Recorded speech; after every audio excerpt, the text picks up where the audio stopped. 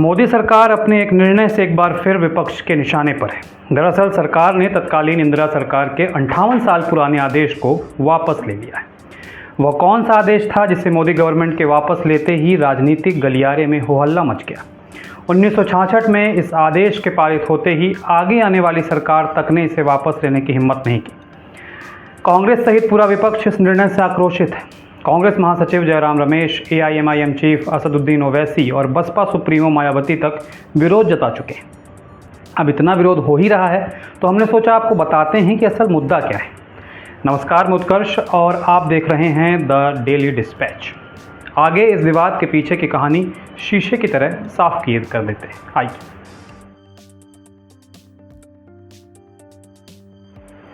बिना लाग लपेट के आपको सीधे मुद्दे पर लिए चलते हैं।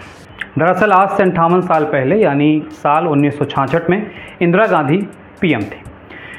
उन्होंने सरकारी कर्मचारियों को राष्ट्रीय स्वयंसेवक संघ यानी आरएसएस और उसकी गतिविधियों से जुड़ने पर पाबंदी लगा दी थी।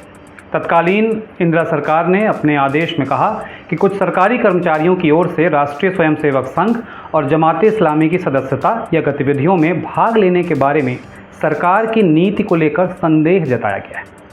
यह स्पष्ट किया जाता है कि सरकार ने हमेशा इन दोनों संगठनों की गतिविधियों को ऐसा माना है कि सरकारी कर्मचारियों द्वारा उनमें भाग लेने से केंद्रीय सिविल सेवा आचरण नियम लागू होंगे। कोई भी सरकारी कर्मचारी जो उपरोक्त संगठनों या उनकी गतिविधियों का सदस्य है या उनसे किसी तरह जुड़ा हुआ है, वह अनुशासनात्मक कार्रवाई का पात्र होगा। आदेश की एक कॉपी कांग्रेस महासचिव जयराम रमेश ने भी अपने एक्स हैंडल से शेयर की।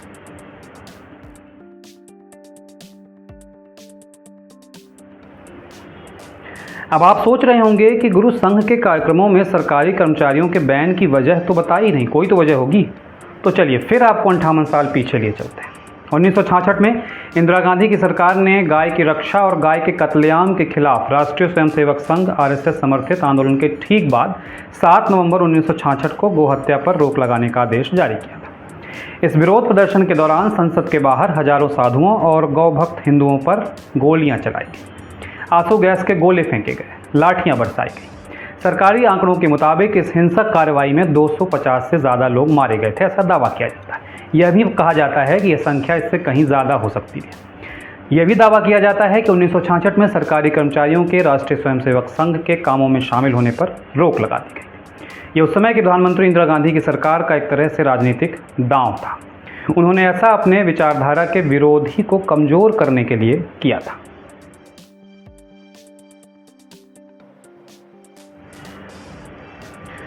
इंदिरा गांधी सरकार के सरकारी कर्मचारियों की आरएसएस के कार्यक्रमों में शामिल होने पर बैन वाले आदेश को 58 साल बाद हटाया गया है।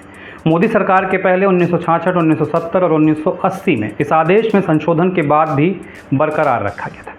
ध्यान हो कि बीच में अटल सरकार भी 2 बार के लिए थी, लेकिन इसे तब भी जारी रखा गया, बैन नहीं हटाया गया।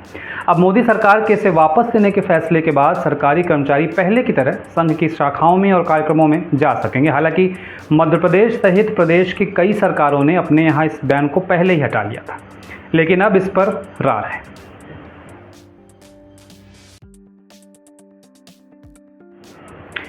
कांग्रेस, एआईएमआईएम, टीएमसी और बसपा ने इसका सीधा विरोध किया है। कांग्रेस महासचिव जयराम रमेश ने कहा कि केंद्र सरकार ने एक नए कार्यालय ज्ञापन के जरिए सरकारी कर्मचारियों को राष्ट्रीय स्वयंसेवक संघ यानी आरएसएस और उसकी गतिविधियों से जुड़ने पर लगी 58 साल पुरानी पाबंदी हटा दी है। गांधी जी की हत्या के बाद फरवरी 1948 में सरदार पटेल ने आरएसएस पर प्रतिबंध लगाया था। बाद में अच्छे आचरण के आश्वासन पर प्रतिबंध हटा लिया गया था।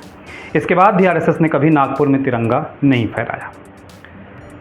ओवैसी ने कहा, यानी एआईएमआईएम चीफ ने कहा कि भाजपा सरकार सरकारी कर्मचारियों को आरएसएस की गतिविधियों में भाग लेने की अनुमति दे रही है। यह पूरी तरह से गलत है। आरएसएस की शपथ में कहा गया है कि वो बहुलवाद में विश्वास नहीं करते, वो हिंदू राष्ट्रवाद की बात करते हैं। मेरा मानना है कि सांस्कृतिक संगठनों को अनुमति नहीं दी जानी चाहिए। इसके बाद बहुजन समाज पार्टी की सर्वेसर्वा मायावती ने कहा कि सरकारी कर्मचारियों को आरएसएस की शाखाओं में जाने पर 58 वर्ष से जारी प्रतिबंध को हटाने का केंद्र का निर्णय देश हित से परे है। राजनीति से प्रेरित संघ तुष्टीकरण का निर्णय, ताकि सरकारी नीतियों और उनके अहंकारी रवैयों आदि को लेकर लोकसभा चुनाव के बाद दोनों के बीच तीव्र हुई तल्खी दूर हो। टीएमसी ने भी कमेंट किया है। टीएमसी के डेरेक ओब्रायन ने कहा कि क्या हम आश्चर्यचकित हैं कि केंद्र सरकार ने अब आरएसएस की गतिविधियों में भाग लेने वाले सरकारी कर्मचारियों पर 58 साल के प्रतिबंध को हटा दिया है। बीजेपी ने भी जवाब दिया है। उनके मीडिया सलाहकार अमित मालवीय ने 9 जुलाई के आदेश को संविधान के खिलाफ बताया। कहा कि मोदी सरकार ने 58 साल पहले 1966 में सरकारी कर्मचारियों के आरएसएस के कामों में शामिल होने पर लगे प्रतिबंध को हटा दिया है। बीजेपी नेता ने आगे कहा कि असल में ये प्रतिबंध पहले ही नहीं लगाया जाना चाहिए था।